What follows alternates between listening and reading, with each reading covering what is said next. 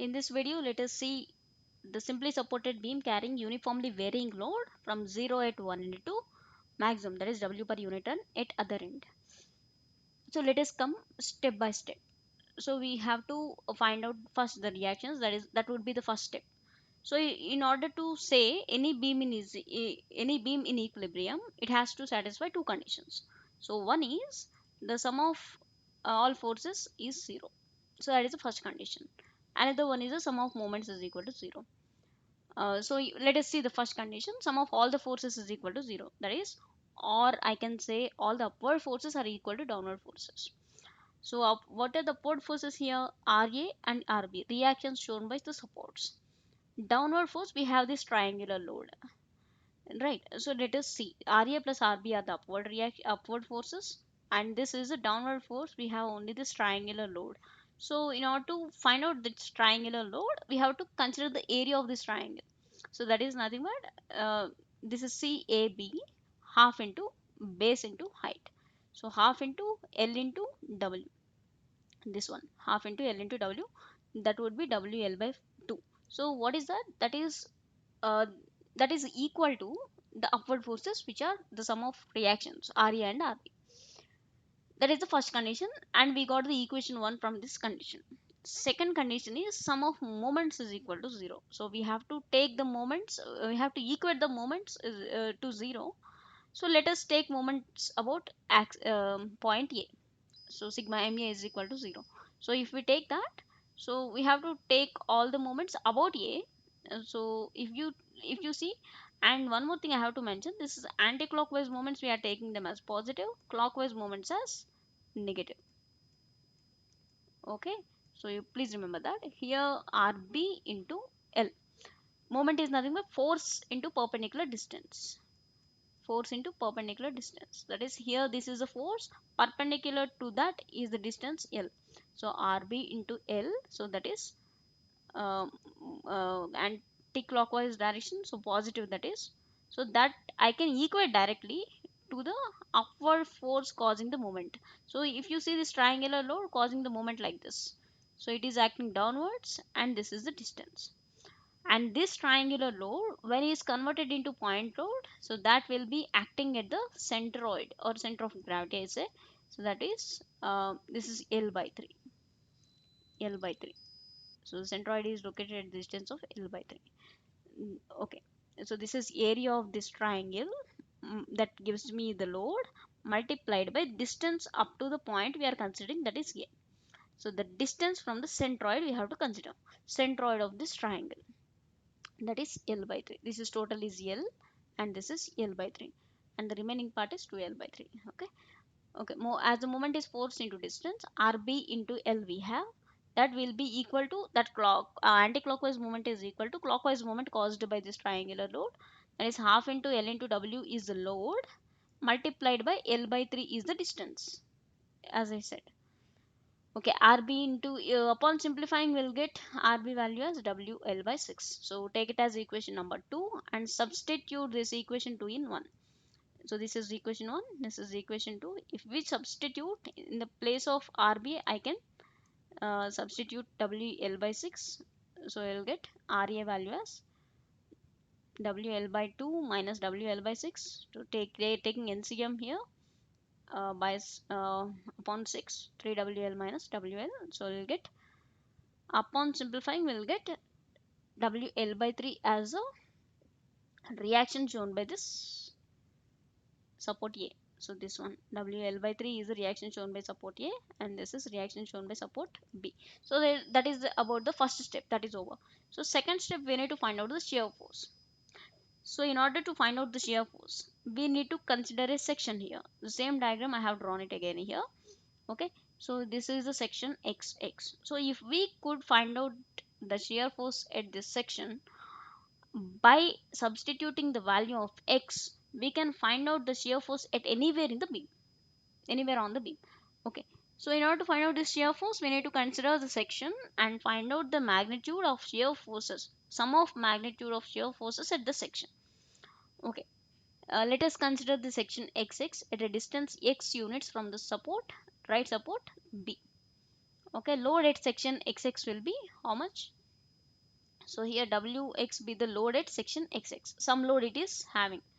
Okay, this is total load is W per unit run, and this is Wx, we don't know what is Wx here. So we are taking similar triangles. So this one we are taking similar triangle, let me draw it otherwise. So it is like this. This is A, B, C, D, and this is Wx, and which is at the distance of x units. It is not very good to see, please adjust. And if you see, this is W per unit run, and this is at the distance L. So now, so from this we can say this triangle CAB is similar to triangle DEB, right? So we can write it as CA by AB is equal to DE by EB, DE by EB. So what is CA here? W per unit run. So W I have done substituted. AB is here, length of the beam L. DE is the load at X. WX we don't know, we need to find it out by EB. EB is the distance of this section, small x. So with this, by the cross multiplication, we get our Wx is equal to W into X by L. So take it as equation number 3. So now we can find out shear force at this section XX. So we have to take the sum of forces up to section XX. So what are the forces we have? This is force RB, okay, and it is going upwards. So as we have the trick to remember this shear force as going up against gravity, so take it as negative, and another triangular load up to section X we have, right? So we have to consider this force and this force, this triangular load Wx. Okay, so that is nothing but Rb plus minus Rb, that is going upward, plus area of triangle DEA. So that is the triangular load up to section A. So what we get here, area of triangle is nothing but again half into base into height, half into EB into ED. So that is what I have written here. EB is the distance of section from support B X. Wx is the load at section X. So if you substitute the value of Rb, that is minus WL by 6 plus half into X into W X by W into X by L. So this is the value of Wx we have substituted here. So if you simplify that, you will get it as minus WL by 6 plus Wx square by 2L. Take it as equation number 4. Now we have to apply the boundary conditions. So at B, what happens to X? At B, this will be 0, right? Just a minute.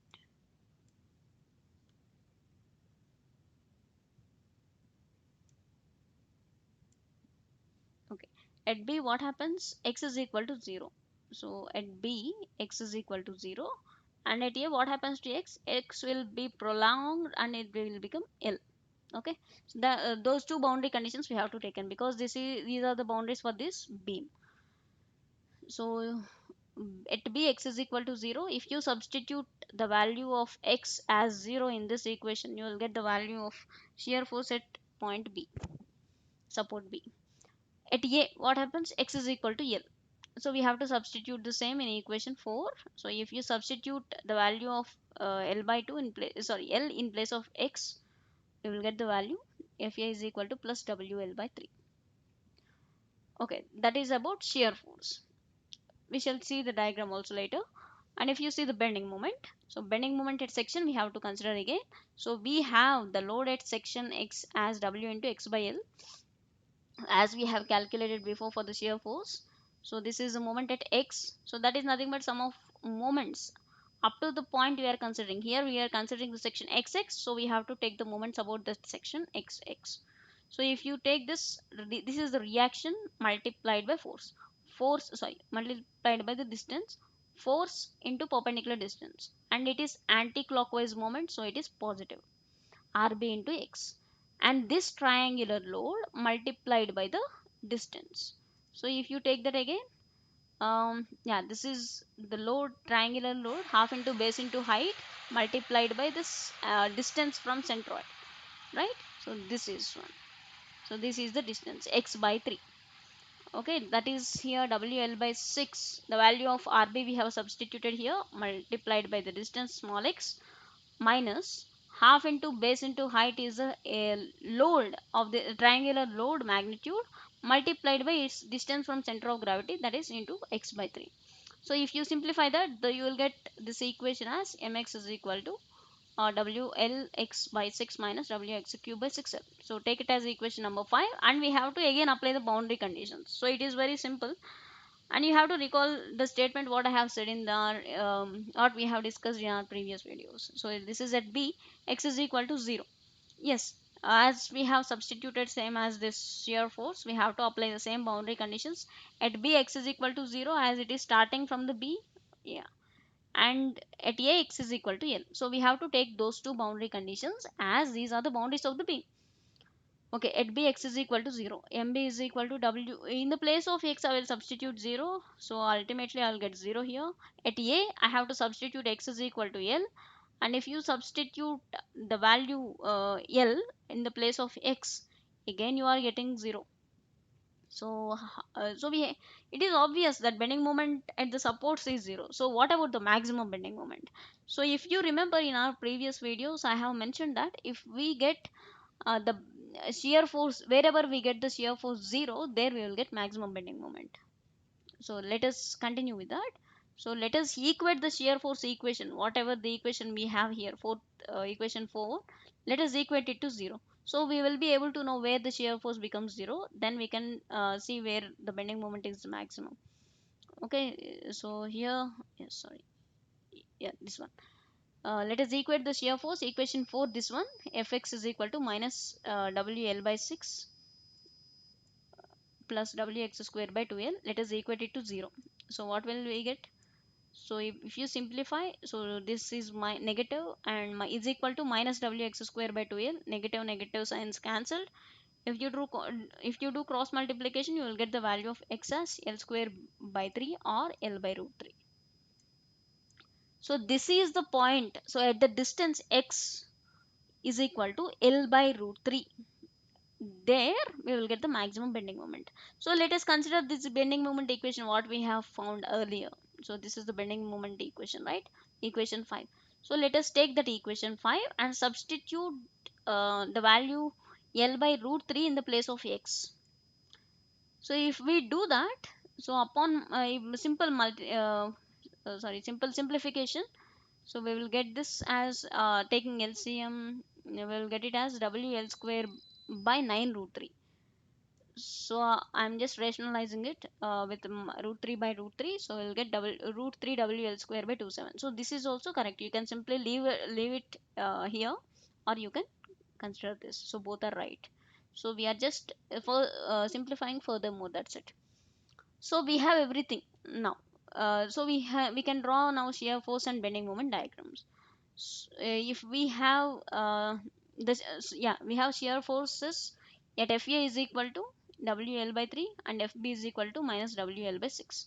So if we try to draw that, so this is our reference line AB, and at B shear force minus WL by 6, so this is minus WL by 6, and at A this is WL by 3. So and these are joined by parabola. Because if you see this equation, if you see this equation of shear force, so this is x square, so y is equal to x square, this is a variable x square, so that is nothing but it is representing a parabolic equation, so that it follows the parabolic law when it comes to shear force diagram. So if you see the bending moment diagram, it is obvious that the supports will have the bending moment 0, and maximum bending moment occurs at the distance L by root 3 from the left support. So that is this. Uh, yeah, that is the maximum value. So that is WL square by 9 root 3. So that is the maximum bending moment. And it follows cubic law. So if you see this bending moment equation, so here the variable here it is varying up to x cube. So that is representing y is equal to x cube. So whatever the equation, so whatever the diagram we are getting for bending moment will be S curve, or it is following the cubic law, cubic curve. Okay, these are the important note. The equation of shear force is parabolic, and hence the shear force diagram will follow parabolic path. The bending moment equation, m is equal to wlx by 6 minus wx cube by 6l, follows cubic law, and hence bending moment diagram is cubic. So bending moment is maximum where shear force is 0. So these 3 points you have to remember from this. Hope you got something. Thanks for your time.